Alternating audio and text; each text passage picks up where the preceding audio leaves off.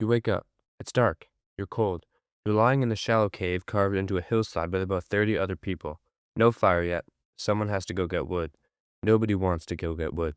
Because outside, in a tree line about 200 meters away, something has been breathing heavily since before sunrise. This is your morning. Every morning. Welcomes Earth 65 million years ago. First, let's kill the most common misconception about this scenario.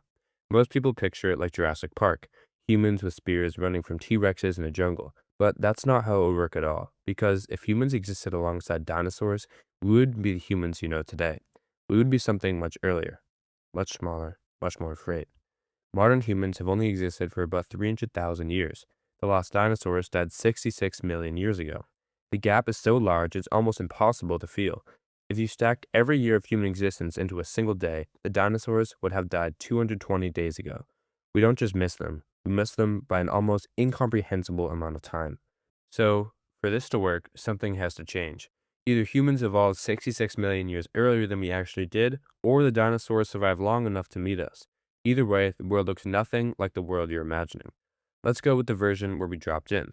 Modern humans, with our current brains, current bodies, into a world where dinosaurs never died. What actually happens? We last about a week. Not because of T-Rex. That's the wrong fear. T-Rex has a large, relatively slow apex predator. It hunted the way lions hunt today. It wasn't everywhere. You could avoid it the same way wild beasts avoid lions. You learn the territory. You learn where it sleeps. You stay out of its range. The thing that kills you is everything else. Raptors hunted in coordinated packs the way wolves do today, except they were faster, had better eyesight, and their hands could open things. A group of Utah raptors, each one 5 feet tall, 1,000 pounds, working together would make a modern wolf pack look like a minor inconvenience. Your cave isn't safe. Your fire isn't enough. Your spears are pointed at the wrong direction because the raptor you see is never the only raptor. And that's before we talk about the sky. Quetzalcoatlus was a flying reptile with a 36-foot wingspan, the size of a small plane. It stood 12 feet tall on the ground, and it ate things roughly the size of a human child. It didn't swoop like a hawk, it stalked on all fours and then launched itself into the air with its prey already in its mouth. You could not hear it coming, you could not outrun it, and there were a lot of them. Going outside in this world isn't a choice you make lightly. But here's what's interesting. Humans are not built for strength. We never were. We're built for something far more dangerous. We're built for patience. Humans are the only species on Earth that can sweat efficiently enough to run for hours without overheating. We're not fast, but we can run at a steady pace for longer than almost any other animal alive. Persistence hunting. That's how early humans actually took down large prey, not being by stronger, by following something until it collapsed from exhaustion. In a world with dinosaurs, the ability doesn't disappear, it gets more important. You can't outfight a raptor, you can't outrun a Quetzalcoatlus, but you can outlast almost anything if you're smart about it. You learn the patterns. You figure out which dinosaurs are territorial and which ones are nomadic. You build your settlements near water sources and the largest predators avoid. You travel in groups always. You develop signals and call warnings the way every prey surviving species does. You don't conquer this world, you learn to survive inside it. You don't conquer this world, you learn to survive inside it. And slowly, over thousands of years, something shifts. Because humans don't just adapt physically, we adapt culturally. We pass knowledge down. We learn which ones are safe. We learn which dinosaurs can be avoided and which one can't. We learn that the juvenile of almost any species is more dangerous than the adult because it hasn't learned restraint yet. We carve maps into stone. We post watches through the night. We build walls, then higher walls, then walls with overhangs so nothing can climb over it. And then someone, somewhere, comes up with an idea that changes everything. A young triceratops, herbivore, about the size of a sheep, relatively slow, non-aggressive unless cornered, someone captures one, doesn't kill it, keeps it, feeds it, and notices that the raptors in the area give their camp a wider berth because triceratops herds are not worth their fight when easier prey exists. You just domesticated your first dinosaur. You just domesticated your first dinosaur, not as food, but as a term. From there, the logic follows the same path it always does with humans. We domesticate what's useful, we breed our aggression, we breed independence. Give it 10,000 years and your triceratops isn't a wild animal anymore. It's something closer to livestock. And the smaller, faster herbivores become something closer to dogs. Animals that live alongside you because they're trapped, but because your camp is safer than the alternative. Human civilization doesn't stop. It just looks completely different than it does today. Your cities don't have walls, built to keep out other humans. They're built to keep things that weigh 4 tons. Your roads aren't straight lines across open land. They wind through terrain that gives you cover from the sky. Your windows face inward. Your streets are narrow on purpose. You build up, not out, because the ground is the most dangerous place to be. But there's the thing nobody talks about in this scenario. The dinosaurs are also still evolving. 66 million years is an almost incomprehensible amount of time. We know from the fossil record that dinosaurs' brains were getting larger in the late Cretaceous period. Some species were already showing signs of increased social complexity. If they survive, they keep evolving, and some of them, given enough time, start getting smarter. Not human smart, not at first, but smart enough to recognize patterns, smart enough to associate human settlements with food, smart enough to start testing your walls systematically instead of charging them, smart enough to wait.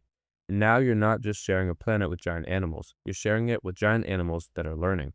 The question of whether human civilization survives in this world doesn't come down to whether we're brave enough or strong enough. It comes down to whether we're smart enough, fast enough, whether our rate of cultural evolution outpaces the rate of biological evolution. History and the real world suggests we probably make it. Humans have survived ice ages, volcanic winters, plagues, and every predator the planet has ever thrown at us. We are catastrophically good at not dying. But in a world with dinosaurs, the margin is thinner.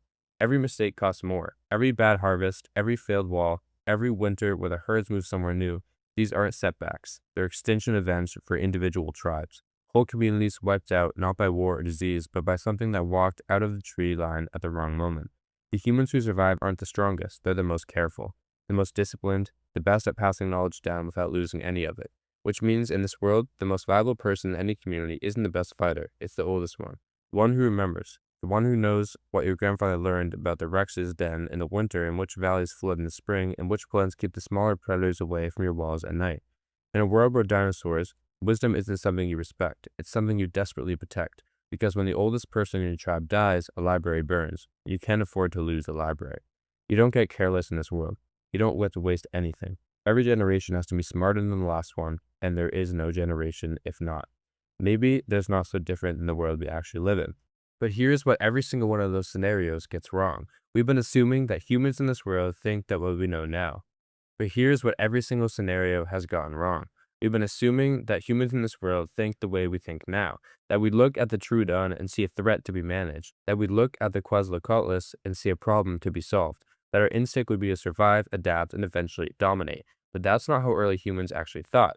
Every ancient culture we've ever studied, every indigenous tribe, every early civilization treated the most powerful animals in the world not as enemies, but as gods. The lion wasn't a predator to be fenced out. It was a symbol of power to be worshipped. The eagle wasn't a threat to your children. It was a messenger from something larger than you. Now, scale that up. A creature that stands 20 feet tall that has existed for 100 million years longer than you have, that you have never once seen anything kill. You don't build a wall to keep that out. You build a temple to it. You make offerings to it. You organize your entire society around appeasing it. In a world where dinosaurs, the first human religions, don't worship the sun or the stars, they worship the thing outside the cave.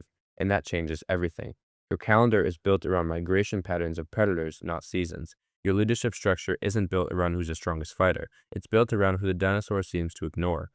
Your entire concept of what it means to be powerful, to be chosen, to be protected by something greater than yourself, is standing 200 meters away in the tree line breathing heavily. Every civilization is shaped by what it fears most. Ours was shaped by each other. Theirs would be shaped by something that made us look like mice. And maybe, just maybe, that version of humanity is humbler than us, more careful, more relevant, less convicted that we own the place. Because nothing teaches you that you don't own your planet quite like something that's been here 100 million years longer than you and you could eat your entire village before lunch.